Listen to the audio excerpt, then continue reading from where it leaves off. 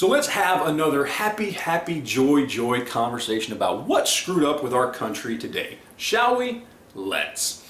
As of midnight, May 20th, 2018, Slide Fire Solutions is no longer in business, at least effectively speaking.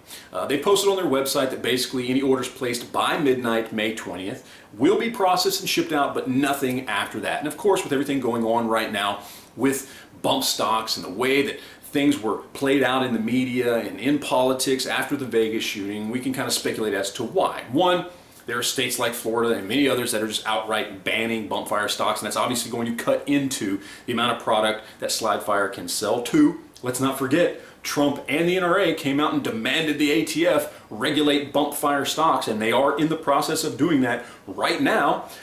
In accordance with the NFA, they're going to make bump fire stocks a machine gun part that will require a $200 tax stamp and an extensive background check just to own. So just know that's coming at you if you do in fact own a bump fire stock.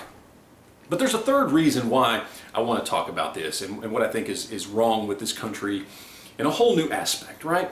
And I'm sure we've talked about this before, but in the wake of the Vegas shooting, Slide Fire has had hundreds of lawsuits levied against them by either some of the victims that survived or some of the family members of some of the victims that were killed. So they're going after Slide Fire Solutions and the manufacturer of this piece of plastic that happened to be on two of the rifles that this psychotic nut job had. Never mind the fact he was surrounded by, I believe, 20 or 30 other guns that didn't have bump fire stocks. Never mind the fact that he had a bomb in the trunk of his car that fortunately he wasn't able to get to, but that he was prepared to use. Never mind all that. The fact that two of his rifles had this piece of plastic on it means that, well, we should sue this company out of existence. And that's basically what they're going to do.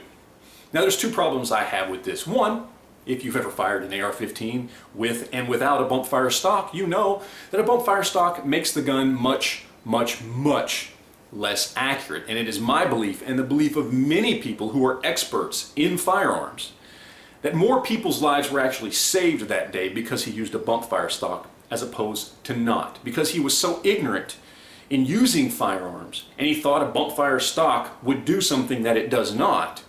More people are alive today, and maybe more people were injured because of this spray and pray mentality, but more people are also alive today because he was too ignorant to know how inaccurate a bump stock is. Two, suing the manufacturers of a piece of plastic that was an accessory on a gun that was used by a psychotic nut job is the equivalent of going after the manufacturer of a turbo on a car that was used by a drunk driver in a drunk driving accident that resulted in somebody dying. It's just stupid. It's just ignorant. It makes no sense whatsoever. It's a turbo. Okay, it made the car go a little bit faster, but that's not a factor in this particular accident. The factor is the nut job drunk behind the wheel, not the turbo that happened to be in the car.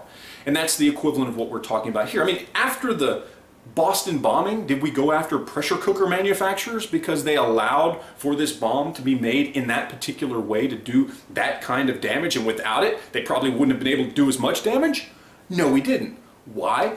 Because that would be stupid and un-American, and that's what this is. Suing a company out of existence because they manufactured a piece of plastic that just so happened to end up on a rifle that actually might have saved some lives, realistically speaking.